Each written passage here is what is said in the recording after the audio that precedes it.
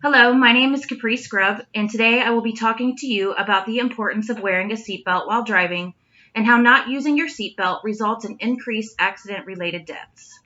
According to the Centers for Disease Control and Prevention, motor vehicle accidents are the leading cause of death amongst those ages 1 to 54 years of age in the United States.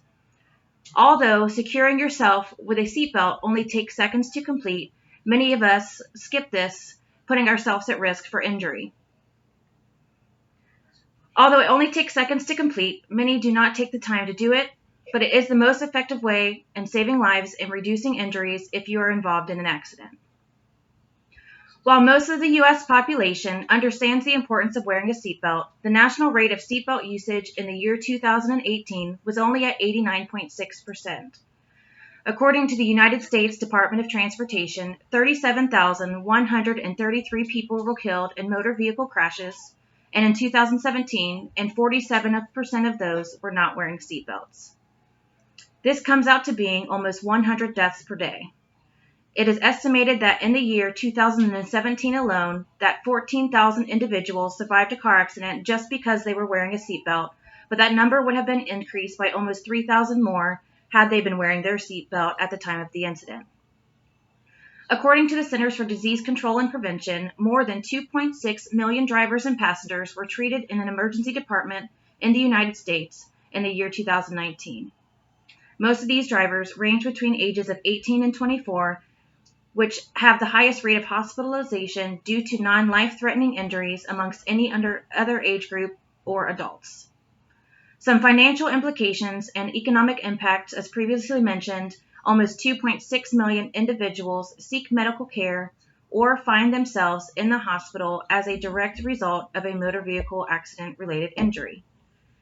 Given this, it is not surprising that the healthcare and financial costs combined with the economical loss of work time over the course of 1 year exceeds that of $63 billion, according to the Centers for Disease Control and Prevention. In the United States of America, it is a law that those must wear their seatbelts in most states. With the exception of New Hampshire, all states and the District of Columbia are required to wear seatbelts in the front seat of the vehicle, as well as some states requiring passengers to wear the seatbelt in the back seat of the vehicle, according to the Insurance Institute for Highway Safety and Highway Loss Data Institute.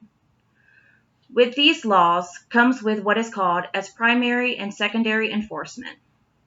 According to the Centers for Disease Control and Prevention, primary enforcement, or the use of a seatbelt, these laws permit seatbelt use, and law violators are able to be stopped and cited independently of any other traffic behavior. Secondary enforcement only allows a police officer to pull over an individual without wearing a seatbelt so long as they violated another traffic law. Citation in this case means that an individual may be ticketed with the consequence of a fine.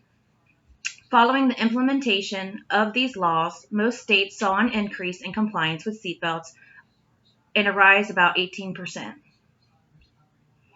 As adults, it is important that we set an example not only for other individuals but for our children. Before you get into your vehicle and drive off, be sure that your occupants are secured safely and properly.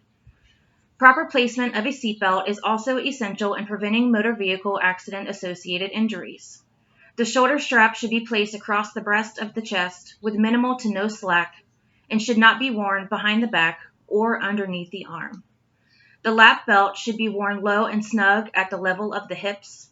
And according to the National Highway Traffic Safety Administration, improper placement of the harness or that of the lap belt could result in serious injuries that could be internal or cause an individual to slide out of the seatbelt during a motor vehicle accident. All individuals in the vehicle should have proper body position with their back against the seat with their feet securely on the floor. Keep in mind that even though most vehicles are equipped with airbags, they do not just prevent against injury but can also cause injury if not secured safely in the vehicle. It is also important to stress that different states have different laws as it pertains to child safety and the use of car seats and booster seats based on the height and weight of a child. I would encourage you to research your specific state laws if you have children of your own to ensure that your children are safe in your vehicle and that they are secured. Once your passengers are verified to be secured safely, it is now your responsibility as the driver or the passenger to ensure your own safety by buckling up. With the chaos of everyday life that we all experience, it is common that we cut corners skipping simple tasks such as securing ourselves in the car that could result in potential life-changing consequences.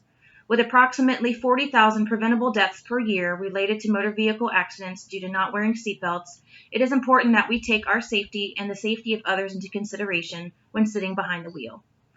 Laws have been established to not only protect us, but for the protection of our family members and of the community when driving on the road. I hope this presentation has provided you with some insight into safe driving measures and protecting your loved ones behind the wheel, and feeling confident to speak up in the car when driving or riding with other individuals.